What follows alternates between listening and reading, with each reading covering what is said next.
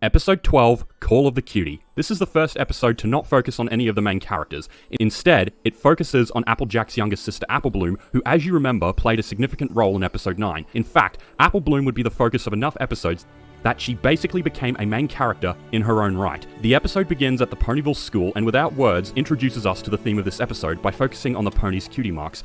Cutie marks had been mentioned in previous episodes, but this would be the first episode that would explain to us what a cutie mark is and what it represents for the ponies of Equestria. I'm Count Lurchalot, and this is Lukewarm Television. The lesson of cutie marks is introduced to us by the teacher Miss Cheerilee, another character that would make numerous appearances throughout the series. Miss Cheerilee explains that ponies aren't born with their cutie marks, but with a blank flank. She then explains that when she was about the same age as her students, and living in what I can only assume is Equestria in the 80s, she decided to become a teacher, and her cutie mark of flowers represents that she hopes she can help her future students bloom. And the smiles represent the cheer she hopes to bring. Miss Cheerilee then asks if any of them know when a pony gets their cutie mark, and a student answers that it's when a pony finds that certain talent that makes them special, what makes them unique and different from every other pony, which isn't something that happens overnight. Unlike many of the other students, Applebloom is actually very interested in this lesson, but she keeps getting interrupted by the pony sitting next to her. The pony passes her a note, which the pony on the other side wants. The note, however, is intercepted by Miss Cheerilee. However, it's then revealed that the note is blank, which was actually just the ponies making fun of the fact that Applebloom hasn't got a cutie mark yet. At the end of the school day, Applebloom leaves with her best friend Twist. I'm using that term lightly because after this episode she barely makes any more appearances. Heck, I'd actually forgotten her name until I rewatched this episode. They then have to deal with the school bullies, Diamond Tiara and Silver Spoon. Some of these references are very obvious. They flaunt the fact that they got their cutie marks before Applebloom and Twist. Then Diamond Tiara states that they are still invited to her quinceañera. Again, the puns are very obvious at times, which is a celebration of Diamond Tiara getting her cutie mark. They leave, but not before saying the insult regularly given to Applebloom throughout the series, that being blank flank, representing her lack of a cutie mark. Applebloom then goes home and expresses her anger to Applejack, but Applejack just states what Miss Cheerilee said before, that everyone gets it eventually, but Applebloom wants hers now. Unfortunately, Applebloom is enraged further when Applejack reveals that everyone in their immediate family was the last to get their cutie mark in their classes. However, Applebloom then realizes that everyone in her immediate family has a cutie mark in relation to apples, so her special talent is likely something apple-related as well. Because of this, she helps Applejack sell apples in town later. Unfortunately, she's a bit too enthusiastic as she hounds one stallion into buying apples until he eventually does. Also, fun fact about this stallion, he was given the name Dr. Hooves by fans due to his resemblance to 10th Doctor David Tennant. Applebloom then tries to con another mare into buying apples, who Applejack is then forced to give a lot of free apples to as an apology. Unsurprisingly, Applejack doesn't allow Applebloom to quote-unquote sell any more apples. This upsets Applebloom, and Applejack tries to comfort her by asking if there are any other ponies in her class that have yet to get their cutie mark.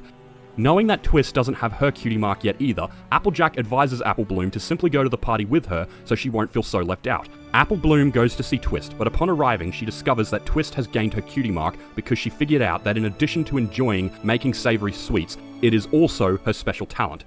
This makes Applebloom feel even more isolated. We barely see this character after this episode, so much for basically introducing her as Applebloom's best friend. Twitch still inquires on whether or not Applebloom will still go to the party, but then Diamond Tiara and Silver Spoon walk by and make Applebloom feel embarrassed about going as she fears she will be the only pony there without a cutie mark. I think we can all agree that kids are jerks sometimes. Applebloom goes off on her own until she is found by Rainbow Dash. This leads to a pretty funny joke with Rainbow Dash saying that she has a dark cloud over her head. Turns out, Rainbow Dash didn't mean she looked sad. She meant that there was literally a dark cloud over her head.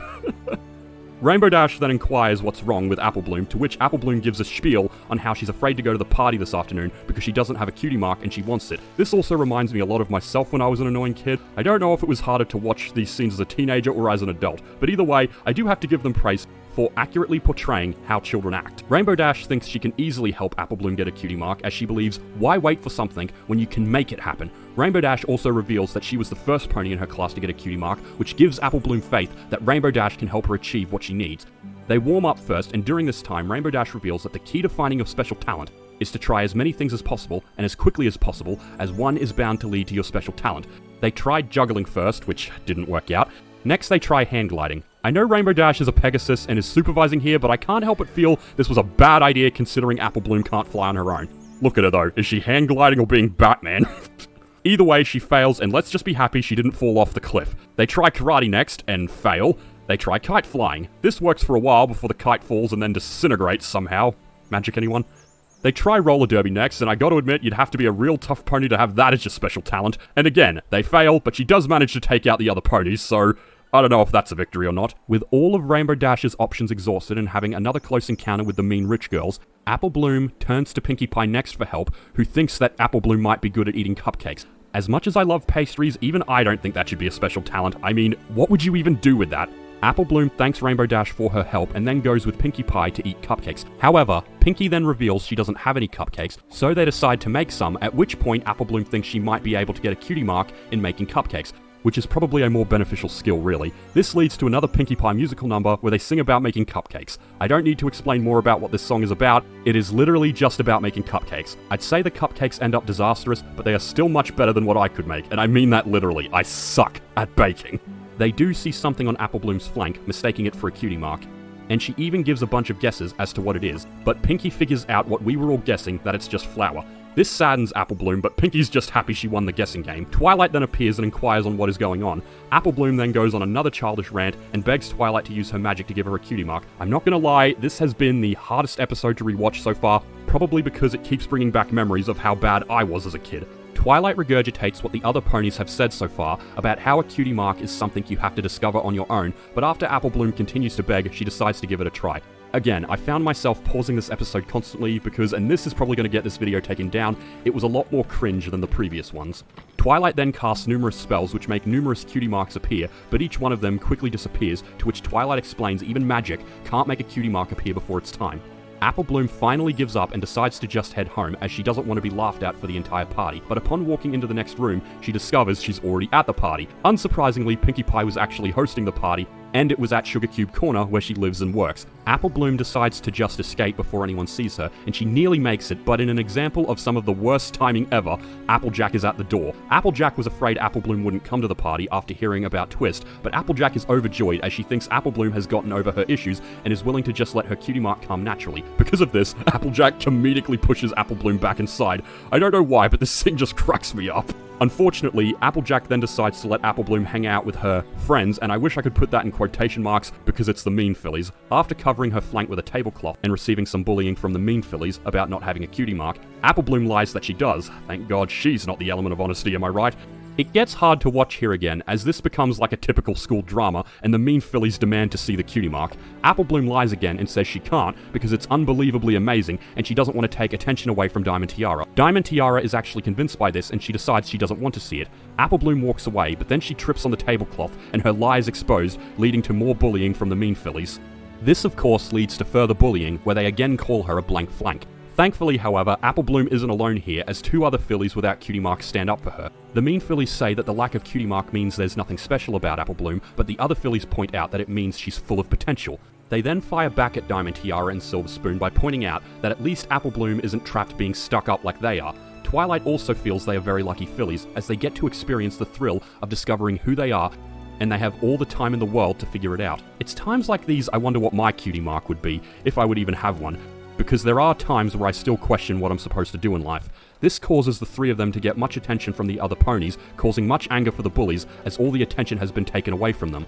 Thankfully, they don't cause too much of a scene and they leave defeated. The three fillies then introduce themselves to each other.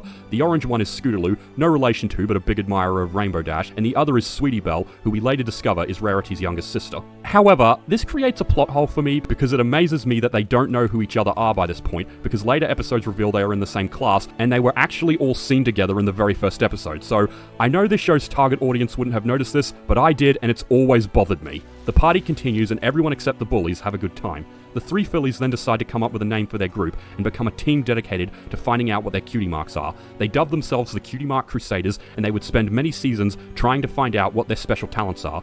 From here, they would also be the focus of many episodes. Fun fact, they were originally going to get their own spin-off show aimed at preschoolers, but it never happened.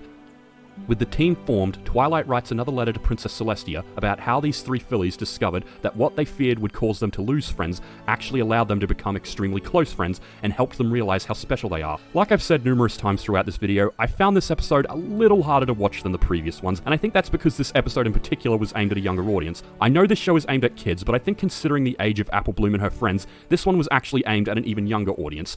Not that there's anything wrong with that, because it was still a good episode with good lessons, and the Cutie Mark Crusaders would go on to have some of the best episodes in the show.